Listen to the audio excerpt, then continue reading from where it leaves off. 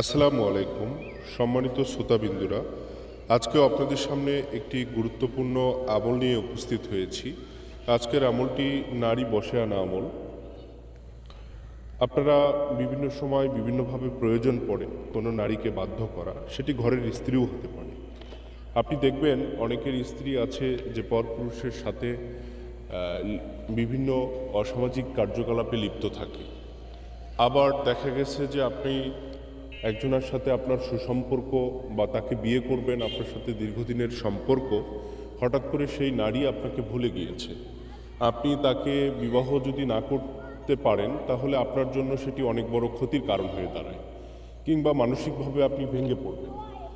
সেই সব ব্যক্তি, আমি বলবো যে কারণেই হোক না কেন, আপনি নারী এটি বশীকরণ করা যায়।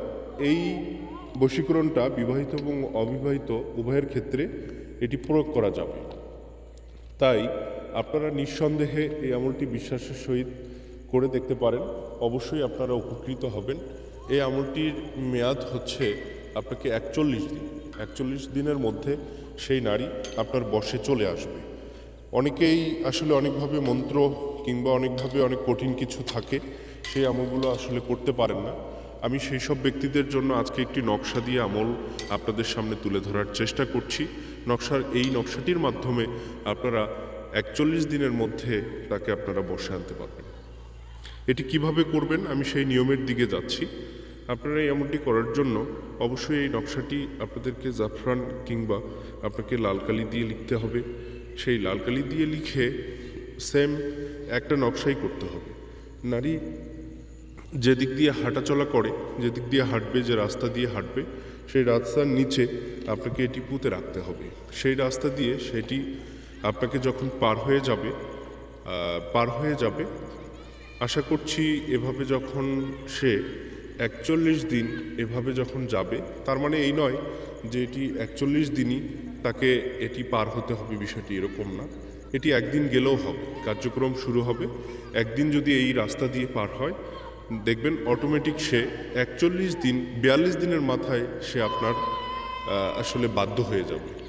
নিয়মটা খুবই সহজ এবং পরীক্ষার মাধ্যমে তুলে ধরার চেষ্টা করেছি। এটি একাধিক ব্যক্তি দ্বারা পরীক্ষিত করেই আপনাদের সামনে তুলে ধরার চেষ্টা করলাম। সঠিকভাবে আমলটি প্রয়োগ করুন, তবে ভালো কাজে প্রয়োগ করুন। এই আমলটি অব্যর্থ একটি আমল, তাই এই আমলের অনুমতি আমি সবাইকে দিতে পারবো না।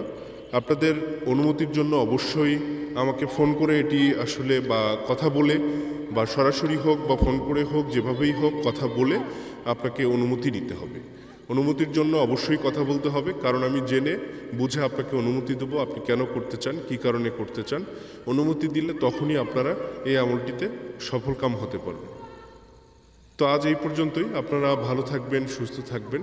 অবশ্যই নকশাটিতে আমি নিচের দিকে আপনারা লিখে রাখবেন আপনার নাম, আপনার বাবার নাম, আর মেয়ের নাম, মেয়ের মায়ের নাম। শুধু এইভাবে আপনারা লিখে নকশাটি পুঁতে রাখুন। আশা করছি ইনশাল্লাহ ওই রাস্তা দিয়ে পার হলেই সে আপনার হয়ে যাবে।